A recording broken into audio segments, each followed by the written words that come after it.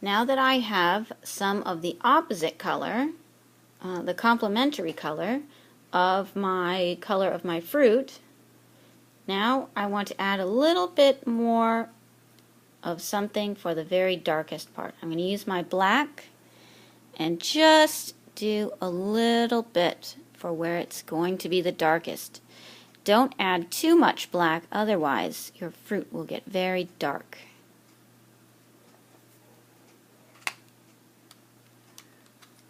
Okay, now I'm going to go back to my original color, and you can see that here it's all blended and I haven't left any white of my paper, but here there's still a lot of the white of my paper showing. So I'm going to go back in and color it so that I fill up all the white area.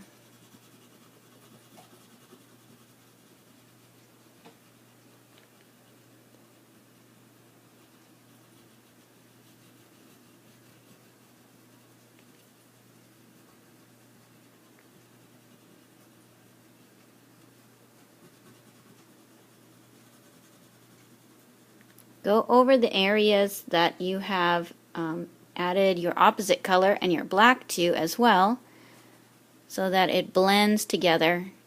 It will make it look kind of brown here and dark down here at the very bottom.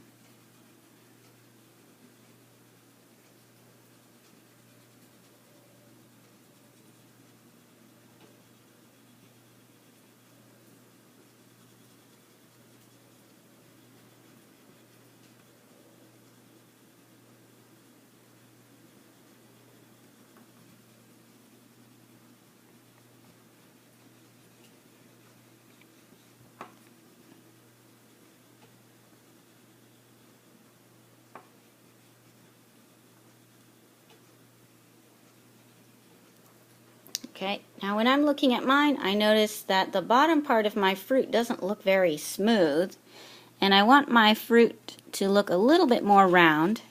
So I'm going to take a little bit of my red again and blend it in.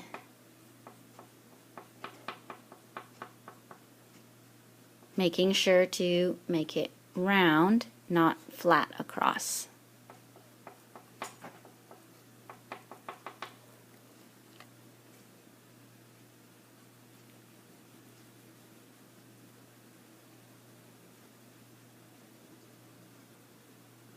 And I blend a little bit up and down across my line so it's not completely straight.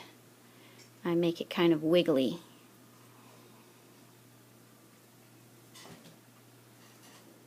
Alright, so that's one piece of fruit. We are ready to move on to the other one. Now you know what to do. Choose your color. This time I'm going to use yellow.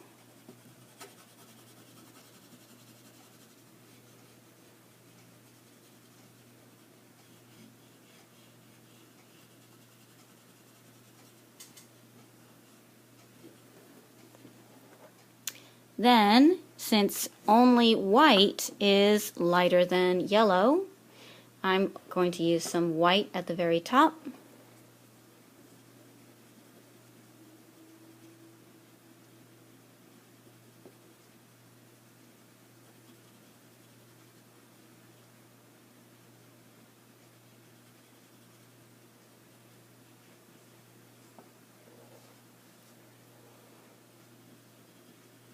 Okay, next, the opposite color of yellow is purple.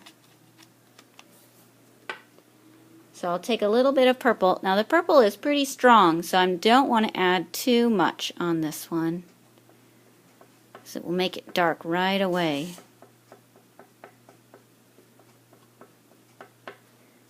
And just a little bit of black.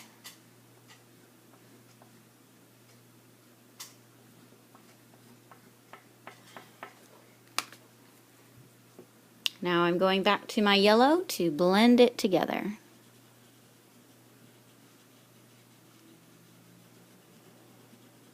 See how it starts to turn into brown here when it's mixed together?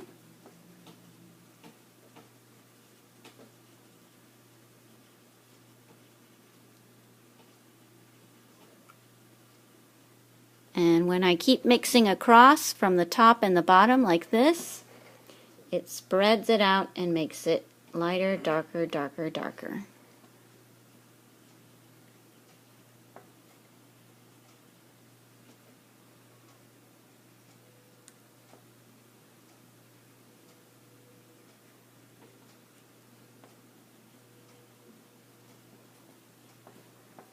Okay. So now I have used values, light, medium, and dark, to form a sphere. Okay. The next part is going to be to add a little something to the plate and the table. Now that you have done this, you will want to add a shadow that is on the plate, because if the light is coming down, here's my light, medium, dark, and then where the fruit covers the plate, there will be a little bit of a cast shadow. So I'm going to use my black and just put a little bit under each piece of fruit.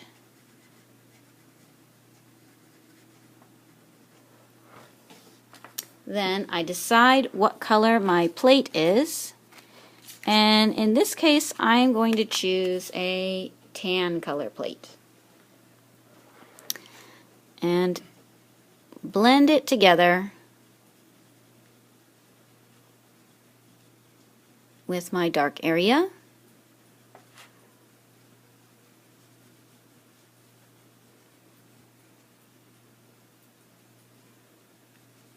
Then continue coloring the rest of my plate.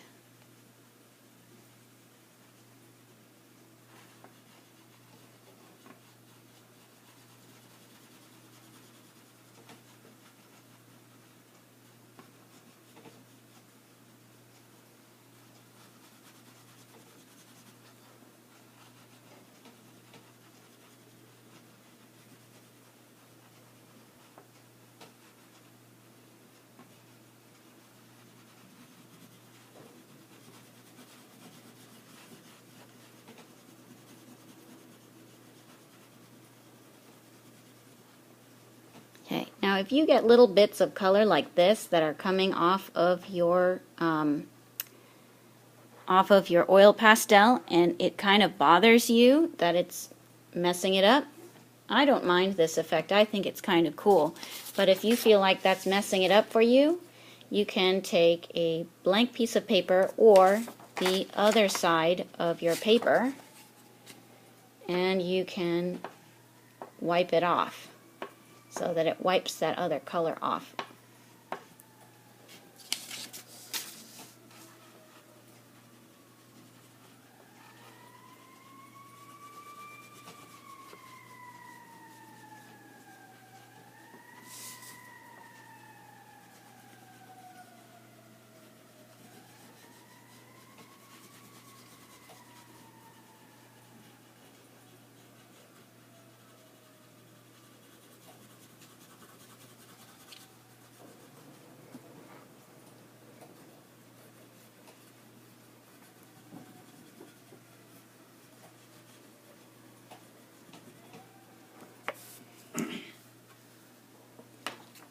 Okay, now the only thing left is to add the color of the table.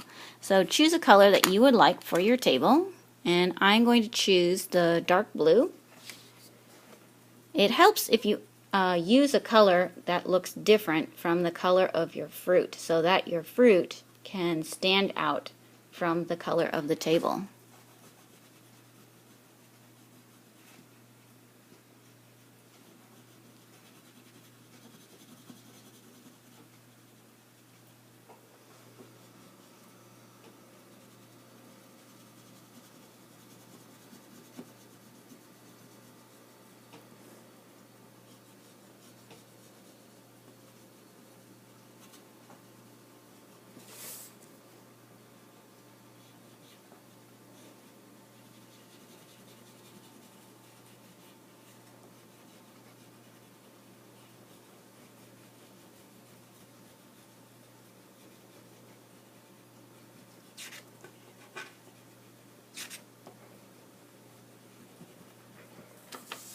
Okay, and there it is. Oh, I forgot one more thing. The stem. Okay, add a little color to your stem. And done. You now have your forms, you've got your value, and I would like you to turn to the person next to you and tell them what kind of values are where on your picture. So where is light value, where's your medium value, where's your dark value, and I would also like you to point out what kind of form or forms you used in your picture. And you have 15 seconds to let them know where the values are and what kind of form is in your picture. Ready? Go!